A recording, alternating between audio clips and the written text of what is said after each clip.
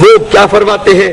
وہ فرماتے ہیں جناب جب اس پر اس قدر غلو ہے کہ عوام جہال اس کو واجب جاننے لگے اور تارک پر ملامت کرے تو خواہ مخواہ منکر اور بدعت سیئہ ہو جاوے، یہ ایک امر محدث ہے، اسے اگر کسی امر ثابت جائز کو بھی عوام واجب سمجھنے لگے تو وہ بھی ناجائز منکر ہو جاتا ہے۔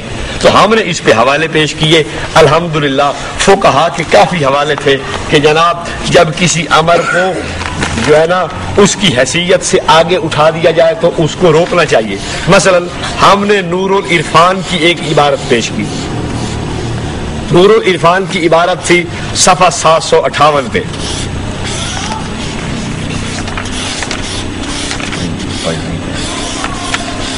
انہوں نے اب کیا لکھا ہے؟ اگر غیر ضروری عبادت ایسے فساد کا ذریعہ بن جائے جو ہم سے مٹ نہ سکے تو اس کو چھوڑ دیا جائے۔ سمجھ آ گئی بات کی؟ اب دیکھیے ہم نے یہ عبارت پیش کی تفسیر نور العرفان سے کہ حضرت گنگوہی کی بات کی تائید ہو رہی ہے یا نہیں ہو رہی کہ جو بات جائز بھی ہو لیکن اس سے ایسے مفاسد پیدا ہوں کہ جو رک نہ سکے تو اس جائز بات کو ہی ختم کرو۔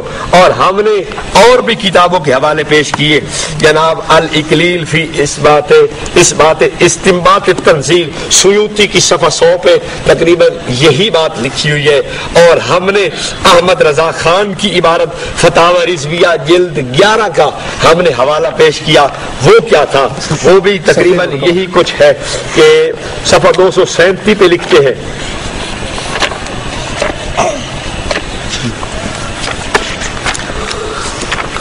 صفحہ 237 پہ لکھتے ہیں ایک جائز بات جس سے فتنہ اور نفرت پیدا ہو اور آپس میں پھوٹ پڑے ناجائز ہو جاتی ہے۔ یہ بات تو اصول لکھے ہوئے ہیں علماء نے، مثلا میں آپ کو پڑھ کے سنا دیتا ہوں کہ یہی اصول تقریباً مختلف الفاظ کے ساتھ کتنی کتابوں میں لکھے ہوئے ہیں۔ نور العرفان مفتی احمد یار نعیمی 758 صفحہ، طبیان القرآن غلام رسول سعیدی جلد 3 صفحہ 626، الاکلیل فی استنباط التنزیل سیوطی کی صفحہ 100، اور جناب تفسیر مظہری جلد 3 صفحہ 276 سورہ انعام آیت نمبر 108، اور آگے دیکھیں احمد سعید قاسمی نے یہی قانون التبیان مال بیان صفحہ 276 پہ، اور در مختار یہ جلد 2 صفحہ 558 پہ، اور ذکر والی نعت خوانی ان کی ایک جید ترین کتاب ہے اس کے صفحہ 9 پہ، فتاوی رضویہ جلد 11 صفحہ 237 پہ، اور جناب جی رسائل میلاد الرسول صفحہ 464 پہ، انوار ساتیہ صفحہ 339 پر بھی یہ بات موجود ہے، رسائل میلاد محبوب صفحہ 81 پر بھی یہ لکھا ہوا ہے، رسائل میلاد محبوب صفحہ 132 پہ بھی لکھا ہوا ہے، فہارس فتاوی رضویہ صفحہ 641 پہ بھی یہ لکھا ہوا ہے، اور جناب مرقات فتاوی عبد الحی کے اندر بھی یہ بات لکھی ہوئی ہے، اور فتح الباری جلد 1 صفحہ 270 پہ بھی یہ بات لکھی ہوئی ہے، اور مرقات جلد 2 صفحہ 353 کے اندر بھی یہ بات لکھی ہوئی ہے۔ تو جب حضرت گنگوئی نے متفقہ اصولوں کی روشنی میں کہہ دیا کہ جس مباح کام سے یا جو تم مستحب سمجھتے ہو اتنے مفاسد اٹھنے کا خطرہ ہو اس کو کیا کرنا چاہیے؟ بند کر دینا چاہیے۔ تو یہ تمہارے بھی متفقہ اصول ہیں اور فقہا کے بھی۔ اچھا اس پہ میں ایک بات اور کرنا چاہتا ہوں کہ یہ جو انہوں نے ہمیں لکھ کے دیا کہ ہم اس جشن عید میلاد النبی کو کیا سمجھتے ہیں؟ مستحب سمجھتے ہیں۔ میں آپ کو تھوڑا سا اس پہ بھی آپ کو بتانا چاہتا ہوں، اتنا بڑا دھوکہ انہوں نے دیا، ان کے علماء نے اس کو مختلف حیثیتوں کے ساتھ لکھا ہے۔ مثلا آئیے میں آپ کو بتلاتا ہوں،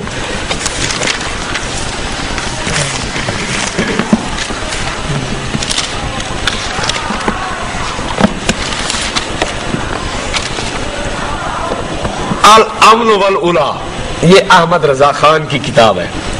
اس کتاب کے صفحہ 221 پر اس نے اصول لکھ کر اس مجلس میلاد شریف کو مباح لکھا ہے۔ کیا لکھا ہے؟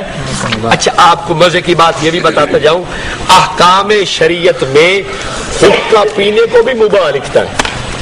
اب دیکھیے حقہ پینا اور مجلس میلاد شریف اس احمد رضا کے نزدیک کیا ہوئی؟ ایک چیز ہوئی. اچھا یہاں آپ کو ایک اور بھی بات بتلاتا چلا جاؤں. یہ کتاب ہے ان کی بہار شریعت.